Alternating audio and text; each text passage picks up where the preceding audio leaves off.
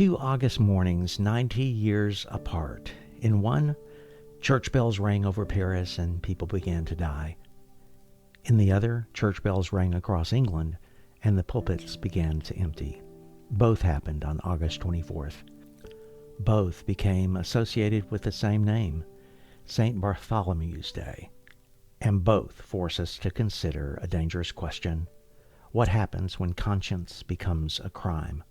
Before dawn on August 24th, 1572, Paris was already tense. France had been torn for years by religious conflict between Catholics and Protestants, known as Huguenots. But for a moment, peace seemed possible. Henry of Navarre, a Protestant, had married Margaret of Valois, sister of the Catholic King Charles IX. The wedding was supposed to help heal France. Instead, it brought many of the nation's most prominent Huguenots together in one city. Then someone shot Admiral Gaspard de Coligny, one of the most influential Protestant leaders in France. He survived.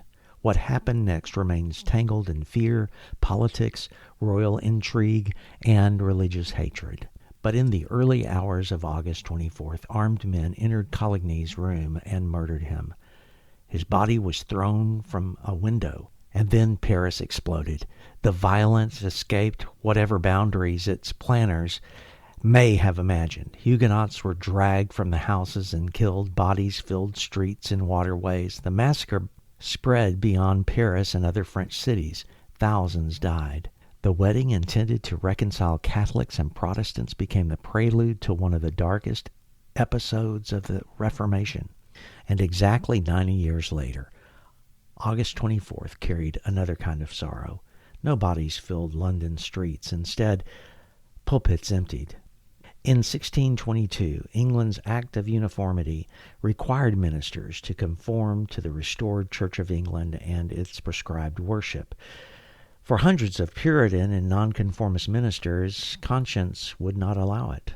So on St. Bartholomew's Day, roughly 2,000 ministers lost their positions in what became known as the Great Ejection.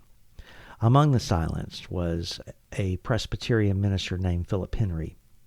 Philip Henry had been born on August 24th, 1631. 31 years later, on his birthday, the Act of Uniformity, it took effect. Henry would later describe August 24th as the day on which he had been born and the day on which, legally speaking, he had died. His public ministry had been taken from him, but his faith hadn't. Henry continued teaching and worshiping as circumstances permitted, sometimes at considerable legal risk. His home at Broad Oak became a place where Scripture was studied, prayed, and lived, and there, in 1662, another Henry was born, Matthew. Philip Henry could no longer stand freely in his old pulpit, so he poured the Scripture into his children. Matthew Henry grew up and became a minister himself, and eventually he began writing an exposition of the Bible that Christians are still reading more than 3 centuries later, which makes me wonder whether the people who silenced Philip Henry really succeeded. They took away his pulpit. They could not take his conscience. They could restrict where he preached. They could not determine what he believed. And they certainly could not foresee what God might do with a little boy growing up in the home of a silenced preacher. August 24th reminds us that religious persecution has many faces. Sometimes it comes violently, with mobs and blood in the streets, and sometimes it arrives politely, carrying legislation and asking for a signature.